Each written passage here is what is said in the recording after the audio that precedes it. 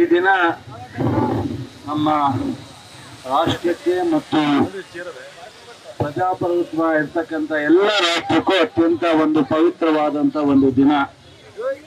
ಪ್ರಜಾಪ್ರಭುತ್ವದ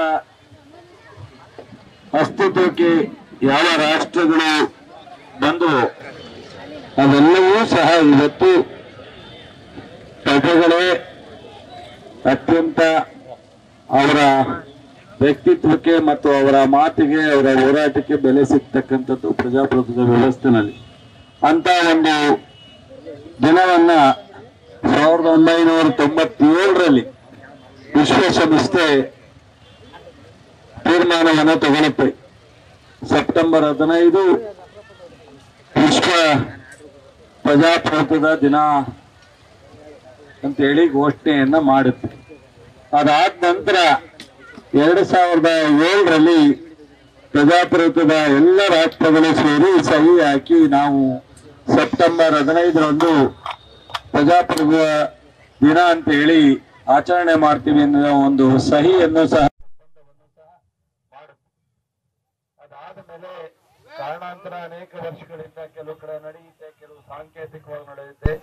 ಆದರೆ ನಮ್ಮ ಇವತ್ತಿನ ಸರ್ಕಾರ, ಸಿದ್ದರಾಮಯ್ಯನವರ ನೇತೃತ್ವದ ಸರ್ಕಾರ ಇವತ್ತು ಸಮಾಜ ಕಲ್ಯಾಣ ಇಲಾಖೆ ಮತ್ತು ನಮ್ಮ ಸಚಿವರಾದಂತಹ ಮಹದೇವಪ್ಪನವರು ಇದನ್ನ ಸರ್ಕಾರಿ ಕಾರ್ಯಕ್ರಮವಾಗಿ ನಾವು ಆಚರಣೆ ಮಾಡಬೇಕಿನ್ನು ಮುಂದೆ ಪ್ರಜಾಪ್ರಭುತ್ವದ ಅಸ್ತಿತ್ವ ಇರ್ತಕ್ಕಂಥ ನಾವೆಲ್ಲರೂ ಪ್ರಜಾಪ್ರಭುತ್ವದ ಬಗ್ಗೆ ಜನರಿಗೆ ಹೆಚ್ಚಿನ ಅರಿವಿನ ಮೂಡಿಸಬೇಕು.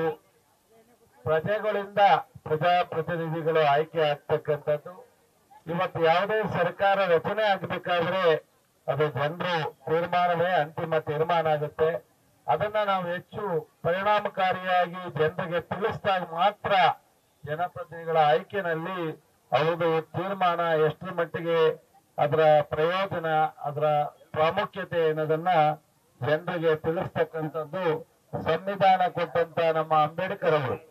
ಇದೆಲ್ಲವೂ ಸಹ ಸಂಪೂರ್ಣವಾಗಿ ಯಶಸ್ಸನ್ನ ಕಾಣಬೇಕಾದ್ರೆ ಅವತ್ತೇನು ಮಹಾತ್ಮ ಗಾಂಧಿ ಅವರು ಹೋರಾಟ ಮಾಡಿ ಲಕ್ಷಾಂತರ ಜನ ಇವತ್ತು ಹೋರಾಟದಲ್ಲಿ ಭಾಗವಹಿಸಿ ಬಲಿದಾನವನ್ನ ಕೊಟ್ಟು ನಮ್ಮ ಬ್ರಿಟಿಷ್ನವರಿಂದ ನಮ್ಮ ಭಾರತ ದೇಶ ಪ್ರಜಾಪ್ರಭುತ್ವವನ್ನು ಪಡಿತು.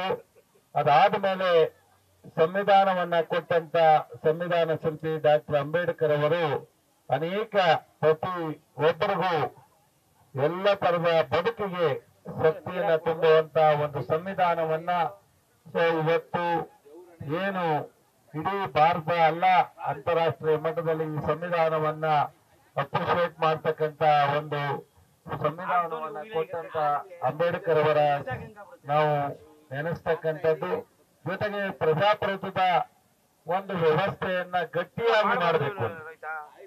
ಪ್ರಜಾಪ್ರಭುತ್ವವನ್ನ ಅನೇಕರು ಇವತ್ತು ಬೇರೆ ಬೇರೆ ರೀತಿಯಲ್ಲಿ ಉಪಯೋಗಿಸ್ತಾ ಇರ್ತಕ್ಕಂಥದ್ದು ನೀವು ನೋಡ್ತಾ ಇದ್ದೀರಾ.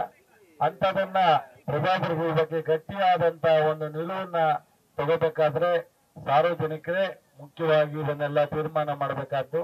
ಅಂತ ಒಂದು ವಿಚಾರವನ್ನ ನಾವು ಪ್ರತಿಯೊಬ್ಬ ಮಕ್ಕಳಿಂದ ಹಿಡಿದು ಎಲ್ಲ ಪ್ರಜೆಗಳಿಗೆ ಪ್ರಜಾಪ್ರಭುತ್ವದ ಬಗ್ಗೆ ಅರಿವನ್ನ ಮೂಡಿಸ್ತಕ್ಕಂತ ಒಂದು ಕೆಲಸವನ್ನ ನಮ್ಮ ಸರ್ಕಾರ ಘೋಷಣೆ ಮೂಲಕ, ಸರ್ಕಾರದ ಕಾರ್ಯಕ್ರಮದ ಮೂಲಕ ಸೆಪ್ಟೆಂಬರ್ 15ನೇ ತಾರೀಕು ಬೀದರಿಂದ ಚಾಮರಾಜನಗರದವರೆಗೂ ಮಾಡ್ತಕ್ಕಂಥ ಒಂದು ಕಾರ್ಯಕ್ರಮವನ್ನ ಪ್ರಪ್ರಥಮವಾಗಿ ಅಧಿಕೃತವಾಗಿ ಮಾಡ್ತಾ ಇದ್ದೀವಿ.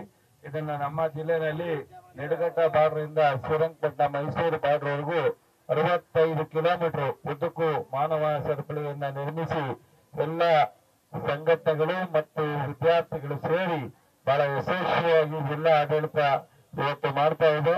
ಜಿಲ್ಲಾ ಆಡಳಿತಕ್ಕೆ ನಾನು ಸರ್ಕಾರದ ಪರವಾಗಿ ಅವರಿಗೆ ಅಭಿನಂದನೆ ಸಲ್ಲಿಸಿ ಇದರಲ್ಲಿ ಭಾಗವಹಿಸಿರ್ತಕ್ಕಂಥ ಎಲ್ಲ ಶಾಲಾ ಕಾಲೇಜಿನ ಮಕ್ಕಳು ಮತ್ತು ಸಾರ್ವಜನಿಕ ಬಂಧುಗಳು ಮತ್ತು ಸಂಘಟನೆಯ ಎಲ್ಲ ಮುಖ್ಯಸ್ಥರಿಗೆ ನಾನು ಸರ್ಕಾರದ ಪರವಾಗಿ ನನ್ನ ನಮನಗಳನ್ನ ಸಲ್ಲಿಸ್ತೇನೆ. ನ್ಯೂಸ್ ಫಸ್ಟ್ ನಿರ್ಭೀತಿಯಿಂದ ನಿಮ್ಮ ಪರವಾಗಿ.